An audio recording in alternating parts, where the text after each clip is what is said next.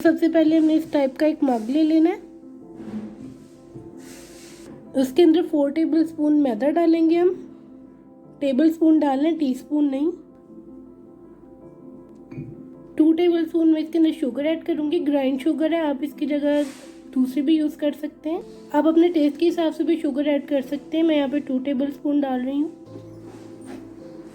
1 table spoon इसके अंदर मैं ऑयल डालूंगी। 3 ड्रॉप्स जो है हम इसके अंदर वनीला एसेंस डालेंगे। 3 टेबल स्पून में इसके अंदर मिल्क डालूंगी। 1 चुटकी नमक। 1/4 टीस्पून बेकिंग पाउडर। अब इसको हम अच्छे तरीके से मिक्स कर लेंगे। इस टाइप का होना चाहिए।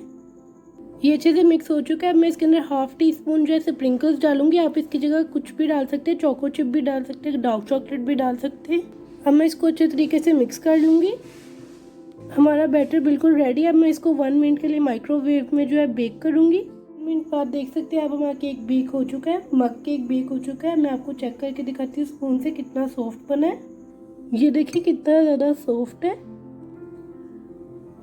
ये देखिए, वाह कितना ज़बरदस्त रेडी हुआ है ये।